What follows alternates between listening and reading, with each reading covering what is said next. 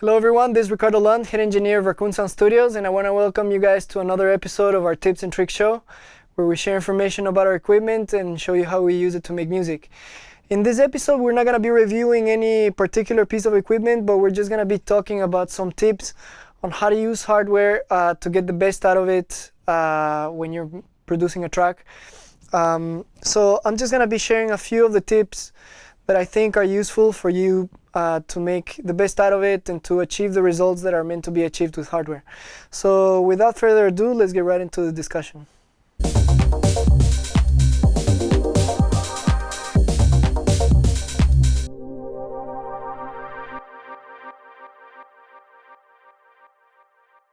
Alright, so yeah, in this video I'm just gonna be talking a little bit about some tips that I think you should know if you're planning to record your music with hardware. I'm gonna number these tips along the way. So the number one tip I would say is have your MIDI and audio settings ready to go. That means in the audio side, have all the inputs ready to go. If you can have a bigger interface with a lot of inputs, even better, because then you can multi-track stuff.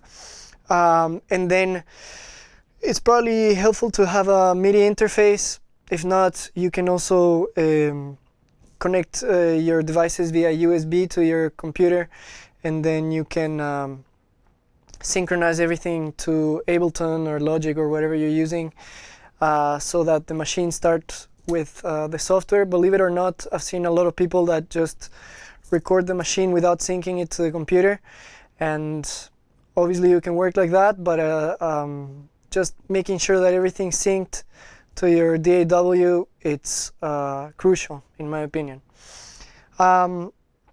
Second tip of all of the tips I'm gonna give is do gain staging properly. So make sure that you're recording the audio at the level that it should be, not too low, not too high. Make sure that the audio in the gain from your devices is high enough for you to reduce the noise floor from the devices. That's very important, because if not, you're going to end up with a noisy recording. Same goes for recording too high. If you're clipping in your interface, you're going to get a clipped recording. So make sure that you're in a happy medium, especially with those instruments that might be a little more dynamic than others. Maybe a drum machine is a little more steady, and you can go a little higher. But if you have an instrument that you know is going to be a little more dynamic, be sure to have like enough headroom for you not to peak. So that's number two tip. Number three tip, which I think is very important, is pick only a few machines. Start small and then go big. Even in a studio like this that has a lot of hardware available, and we can go crazy by turning on all the instruments and have crazy jams, I think that kind of makes you lose focus a little bit on what you're going for. So always, even in a studio like this, we pick only what we need for that track, and we kind of try to make the best out of it.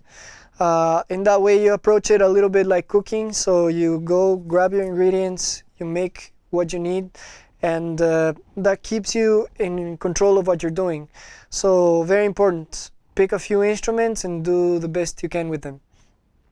And finally, the last tip that I want to give you guys is to do long takes when you're making music with hardware. One of the advantages of hardware is that you're able to tweak stuff as you go and record all those changes in the audio that you're recording.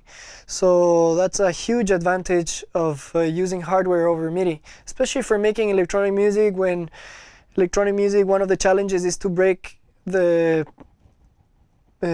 static aspect of it. So actually, doing long takes with changes in the parameters in your synth or drum machine kind of gives you that organic feel that will bring the track to life. So definitely worth doing. And if you can do like the whole track in one take, if you have enough inputs to record a whole track in one take, by all means do it. If not, you can also always record those long takes and edit the parts that you like, and then use that in your project.